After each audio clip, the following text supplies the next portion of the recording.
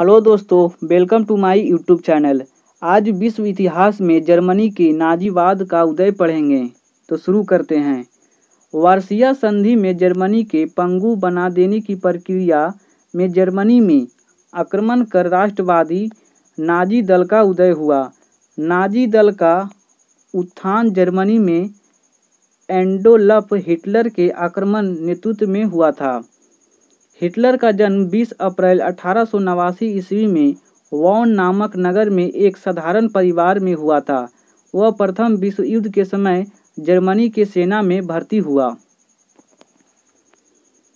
प्रथम विश्व युद्ध के समाप्ति के बाद पेरिस के वार्षिय संधि में जर्मनी के साथ हुए अत्यंत अपमानजनक व्यवहार हिटलर को आक्रोशित कर दिया। 10 नवंबर 1918 को जर्मन सम्राट कैसर विलियम ने अपने पद से इस्तीफा दे दिया। प्रथम विश्व युद्ध के बाद हिटलर जर्मन वर्कर्स पार्टी की स्थापना का सदस्य बना। 1920 ईस्वी में हिटलर जर्मनी वर्कर्स पार्टी का अध्यक्ष बना। उसने इस पार्टी का नाम बदलकर नेशनल सोशलिस्ट पार्टी रख दिया। नेशनल सोशलिस्ट पार्टी नास्ती या नाजी दल की स्थापना हिटलर ने 1920 में किया। 1932 ईस्वी में चुनाव में नाजी दल को 330 स्थान प्राप्त हुआ। 1933 में जर्मनी के राष्ट्रपति हिंडेनबर्ग था। उसने हिटलर को जर्मनी का चांसलर यानी प्रधानमंत्री बना दिया।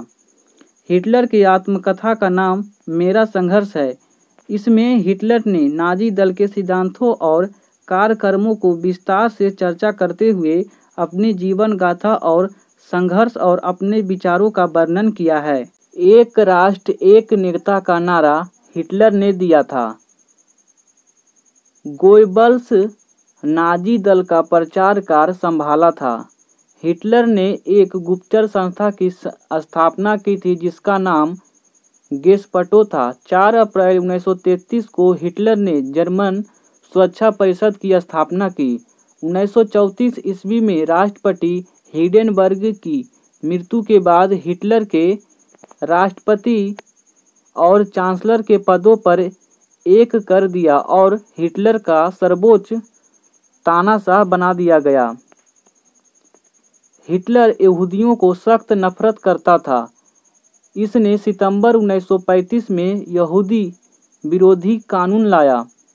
तब जर्मनी में सैकड़ों यहूदियों की गैस चैम्बर में दम घोंटकर हत्या कर दी गई।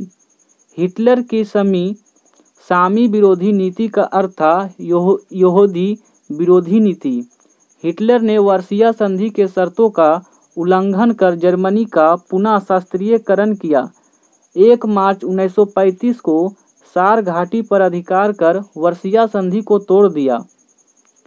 हिटलर की साम्राज्य विस्तारवादी नीति का पहला शिकार ऑस्ट्रिया बना। वार्सिया संधि का शर्त कि कोई राष्ट्र 1 लाख से अधिक सेना नहीं रख सकता था। सर्वप्रथम हिटलर ने इसे भंग कर दिया। हिटलर ने जर्मनी के अनिवार्य सैनिक सेवा शुरू कर जर्मन सेवा सेना संख्या में लक्ष्य 5 लाख रखा था। 25 अक्टूबर 1936 को हिटलर ने इटली के तानाशाह मुसोलिनी के साथ एक समझौता किया।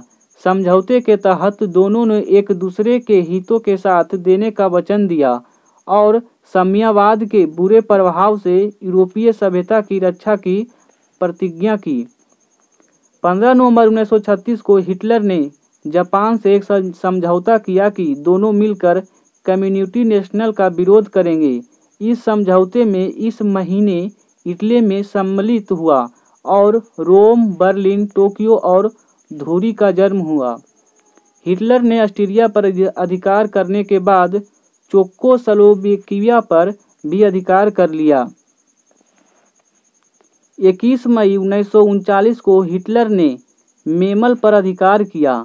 1 सितंबर 1939 को हिटलर ने डांजिंग बंदरगाह और पेलिस गलियारे जर्मनी को पुनः नहीं देने के कारण पोलैंड पर आक्रमण किया और द्वितीय विश्व युद्ध का बिगुल बजा दिया।